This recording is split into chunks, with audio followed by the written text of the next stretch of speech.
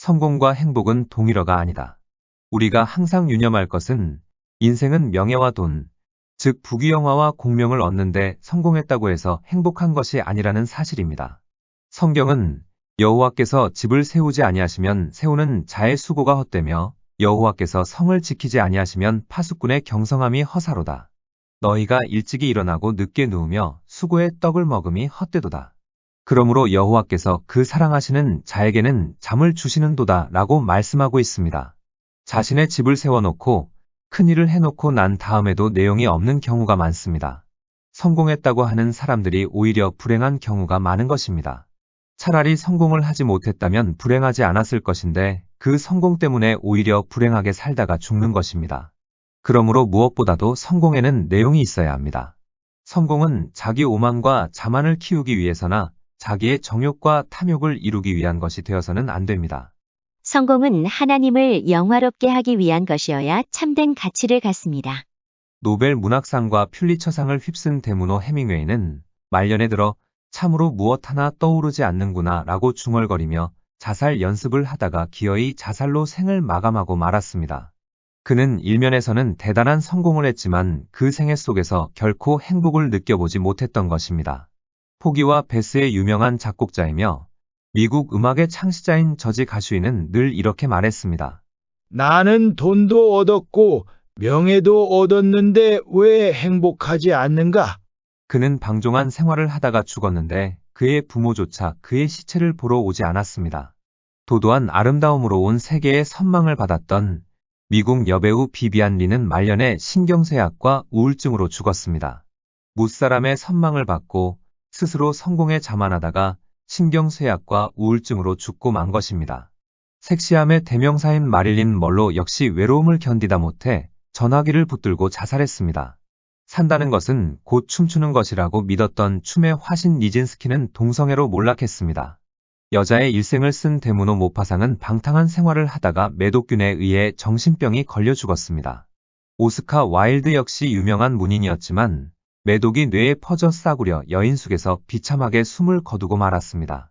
정상에 도달했는데 무엇 때문에 도달했는지를 모르는 사람은 위로 오르면 오를수록 더욱 외로워지는 것입니다. 차라리 밑에 있을 때는 사람들과 어울렸는데 이제 높아지니까 점점 사람들과 떨어져 외로워지고 그 외로움을 메우기 위해 술 취하고 방탕하고 음란하고 마약을 하다가 결국에는 파멸하는 것입니다. 불완전한 절반의 성공이 아니라 온전한 성공을 거두고 인생을 살기 위해서는 성공의 내용이 있어야 합니다. 그것은 바로 하나님을 섬기는 것, 하나님을 영화롭게 하는 것입니다. 하나님 없는 성공이란 결국은 파멸이기 때문입니다. 부자로 유명한 사람을 하나 꼽으라고 하면 단연 미국의 록펠러입니다. 록펠러는 33세에 자기 인생에서 100만 불 순수 이익을 얻어 백만장자가 되었고 43세에 미국에서 가장 큰 회사를 소유하고 53세에는 억만장자가 되었습니다. 그런데도 그는 53세까지는 한 번도 행복하지 않았다고 고백했습니다. 더구나 억만장자가 되었을 때 알로피셔라는 탈모증과 흡사한 병이 들었습니다. 이 병은 머리카락도 빠지고 눈썹도 빠지고 몸이 뼈만 남도록 초췌하게 말라가는 병입니다. 어느 날 그는 의사로부터 결정적인 말을 듣게 되었습니다. 이런 상태로는 1년을 견딜 수 없습니다.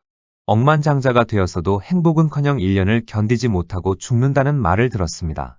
그날 밤 그는 괴로움 때문에 잠을 이루지 못했습니다. 그 당시 사업은 너무나 잘 되어 하루에 100만 불씩 벌었지만 자신은 먹지도 못하고 자지도 못하는 괴로운 삶을 살고 있는 것입니다. 자신에게 쌓이는 돈을 구경만 했지 그 돈으로 맛있는 것 하나 먹어보지 못하고 온갖 좋은 것을 누리지도 못하는 지경인 것입니다. 도대체 이 많은 재산이 나에게 무슨 소용이 있는가 라는 허무한 생각에 밤새 괴로워하다가 한순간 그는 침대에서 벌떡 일어났습니다. 그리고는 소리쳤습니다. 돈은 아무것도 아니다. 하나님이 모든 것이다. 그렇게 외치고 침대 밑에 꿇어 엎드려서 밤새도록 기도를 했습니다. 기도와 함께 새벽을 맞이한 록펠러의 인생은 그때부터 완전히 달라졌습니다. 돈이나 부귀나 영화는 한낱 꿈에 불과하다. 내가 지금 죽어버리면 모든 것이 헛되고 헛되지 않는가. 이 돈을 이렇게 해서는 안 되겠다. 하나님의 영광을 위해 쓰고 하나님을 위해 살아야겠다. 그날부터 그는 형식적인 신앙생활을 벗어 던지고 신실한 신앙생활을 시작했습니다. 그는 자신의 돈으로 뉴욕에 그 유명한 리버사이드 교회를 건축했습니다. 또한 록펠러 재단을 만들어 가난한 사람을 돕는 의료 사업을 위해 자기의 모든 재산을 기부했습니다. 돈을 움켜잡고 있을 때에는 불행하고 병들고 고통스러웠습니다. 그러나 하나님 사업을 위해서 돈을 들이고 모든 재산을 기부해 재단을 만들어 불쌍한 사람을 돕는 의료재단을 만들고 난 다음부터는 이상하게도 밥맛이 돌고 잠도 잘 오고 마음이 행복하고 기뻐졌습니다. 완전히 다른 사람이 되었습니다. 의사는 그에게 1년 만에 죽을 것이라고 시한부 선고를 했습니다. 그 말대로라면 55세를 넘기지 못할 것인데 얼마까지 살았느냐 하면 98세까지 살았습니다.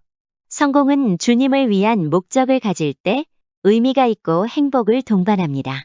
주님을 위한 목적이 아니면 인간의 모든 성공이란 결국 인간을 피폐하게 만들고 패배하게 만드는 사단이 될 따름입니다. 돈이 없을 때는 방탕하지 않는데 돈이 생기면 방탕하기 시작합니다. 권력이 없을 때는 으스대지 않는데 권력이 생기면 으스댑니다. 이처럼 내용이 없는 권력, 내용이 없는 돈, 내용이 없는 명예는 반드시 인간을 부패시킵니다. 우리가 지속적으로 성공하기 위해서는 하나님을 섬기기 위함이라는 성공의 내용을 가져야 합니다. 하나님을 섬기는 가정이 되어야 그 가정이 성공합니다. 하나님을 섬기는 사업체가 되어야 그 사업체가 성공합니다. 하나님을 섬기는 나라가 되어야 그 나라가 부흥합니다. 하나님 없는 모든 것은 헛됩니다. 하나님이 집을 세우시고 하나님이 그 집의 주인으로 계셔야 그 집이 영속됩니다. 하나님이 성을 지키고 계셔야 성에 평안이 있는 것입니다. 또 하나 우리가 유념할 것이 있습니다. 그것은 내가 성공했으면 그 성공을 나 혼자서만 누리지 말고 지속적으로 남을 성공시키고 남과 성공을 나누는 삶을 살아야 한다는 것입니다. 주님은 그러므로 무엇이든지 남에게 대접을 받고자 하는 대로 너희도 남을 대접하라. 이것이 율법이요 선지자니라고 말씀하셨습니다.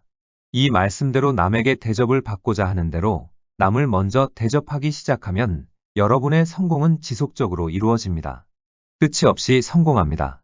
성공은 성공을 낳고 행복은 행복을 낳게 됩니다. 여러분, 오늘부터 여러분의 가정에서부터 실천해 보십시오. 남편들은 내가 아내와 자식들을 위해서 모든 희생을 하고 살겠다고 결심하고 실천해 보십시오. 아내와 자식들도 행복해지고 그렇게 해주는 남편 자신이 행복해집니다. 아내도 이제 내 중심으로 살지 않고 남편을 섬기기 위해서 살겠다. 남편이 무엇을 어떻게 먹는가, 어떻게 사는가를 관심 있게 돌보아 주어야 되겠다고 결심하고 남편을 위해서 헌신을 하고 남편이 성공하도록 내조해 보십시오. 아내 자신이 먼저 행복해집니다. 성경은 또 주 예수의 친히 말씀하신 바 주는 것이 받는 것보다 복이 있다 하심을 기억하여야 할지니라고 말씀합니다. 사람은 주시옵소서, 주시옵소서 하면 불행해집니다. 오히려 이웃에 주고 또 줄 때 큰 행복이 다가오는 것입니다. 우리 생각에는 받는 것이 행복할 것 같아도 주는 것이 더 행복하지 받는 것에는 그렇게 큰 행복이 없습니다. 주는 것이야말로 큰 행복인 것입니다. 여러분, 우리가 왜 성공해야 합니까? 주기 위해서 성공해야 합니다. 물질도 주고 관심도 주고 사랑도 주기 위해서 성공합니다. 이것이 바로 하나님의 성공의 법칙입니다. 우리가 그의 나라와 의를 먼저 구하며 하나님을 섬기고 이웃과 성공을 나눈다는 철학을 가지고 신앙생활을 하면 무슨 일을 하든지 지속적으로 성공에 성공을 거듭하는 복된 삶을 살게 되는 것입니다.